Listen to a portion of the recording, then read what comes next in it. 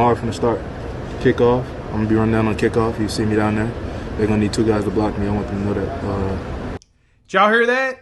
Yeah, it sounds like we got a little bit of smack talk. Now, that was just a little portion of what this Nebraska player, I didn't even find his name, had to say. But we're going to dive into that. We're going to dive into this game because it's another rivalry game that's on the books between Colorado and Nebraska. So we're going to break that down, even look at the spread here on the prime time for college football.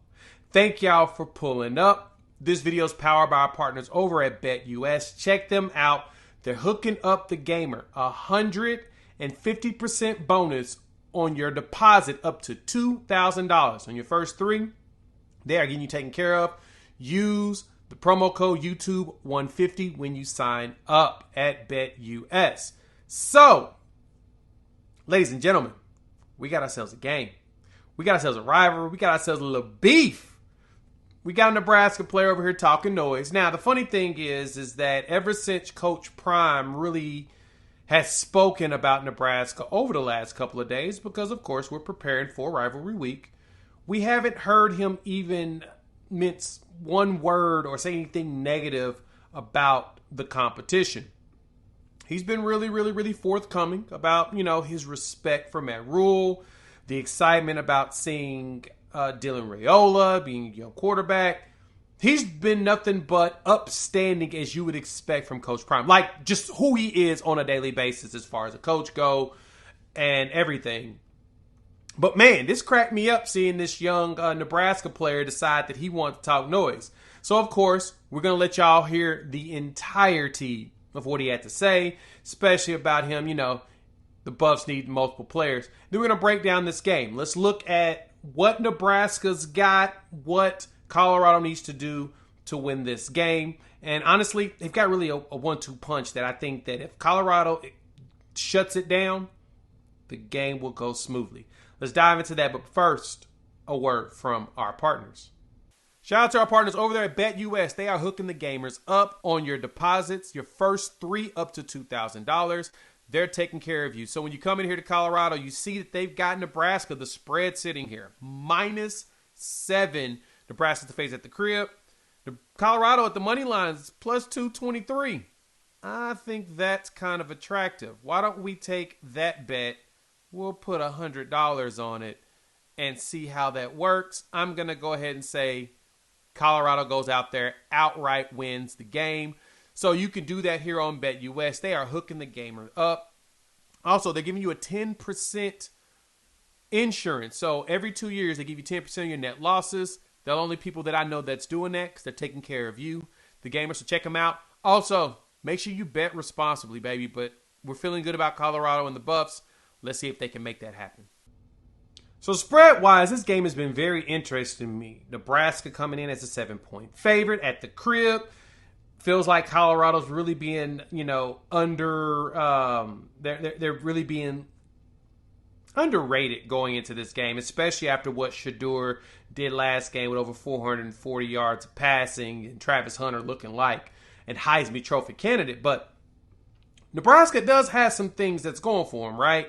Coming into this game with young quarterback Dylan Raiola and wide receiver Isaiah Nair, who's coming from injury when he played at Texas. He was really good at Wyoming, and I think that in that combination, could be something special. The good thing for Colorado is they're getting Nebraska early. So you're getting a young quarterback at home, but you're getting him early. And this Colorado pass rush and defense seems to be improving week over week. Rob Livingston's got some things in place. But before we dive into what Colorado needs to do, let's hear what this player said about what Nebraska's going to do to Colorado. Get them hard from the start. Kickoff, I'm going to be running down on kickoff. You see me down there. They're going to need two guys to block me. I want them to know that that's how we coming down there. You got to have Tavion, you got Gage Snake, you got a lot of guys who come down there with a hot head, ready to attack everything. This team is hungry. We put in a lot of work this offseason. We worked our tails off for another team to come in here, think that they're going to run through us or it's going to be sweet. Good luck to them. Wish them the best. Now, y'all know me. I love it when I hear a player talk some noise. I love when a player speaks with conviction. One, to go out there and, get everybody all riled up. But the beauty of it is the Buffs are not falling for it. They see these videos and all these conferences and be like, nope, that's bait. We ain't touching it. And so, again, like I talked about before, Coach Prime has done nothing but heap praise on Matt Rhule, and Matt Rhule has done the same thing back, right? In the last video, we talked about how Matt Rhule in his conference was like, look, Sheduer was taken up for his pops. My son would have did the exact same thing.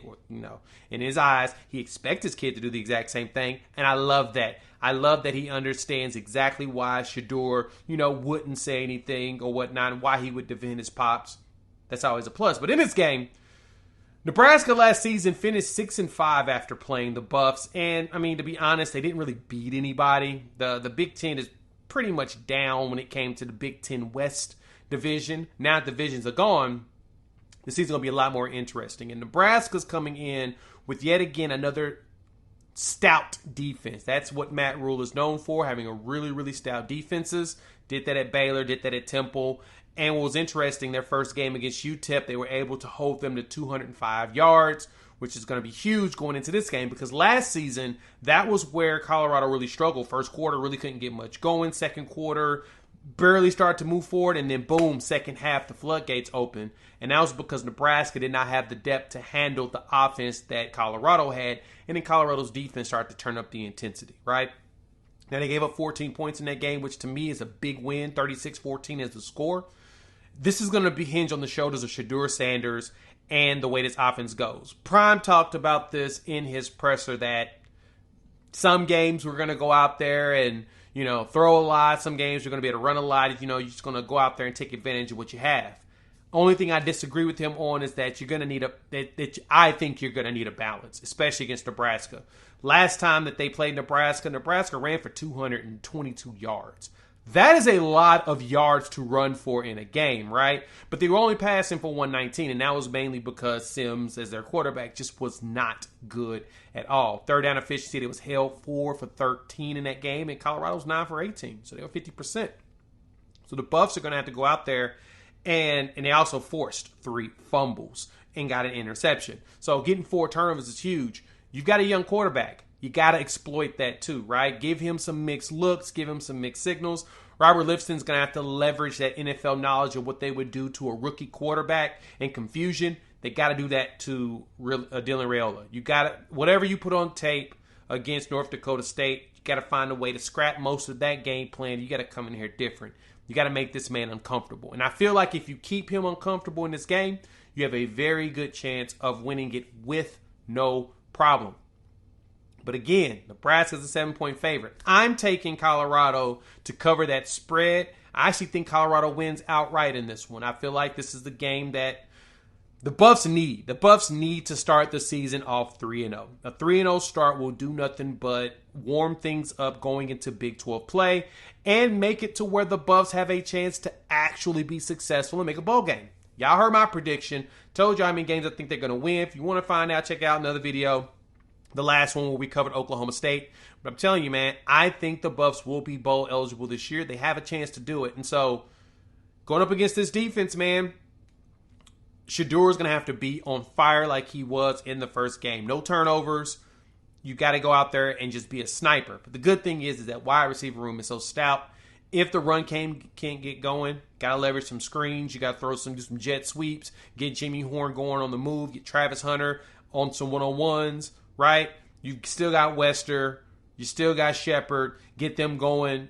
The biggest thing is getting that offense going. Now, I believe that they can pass their way to a W.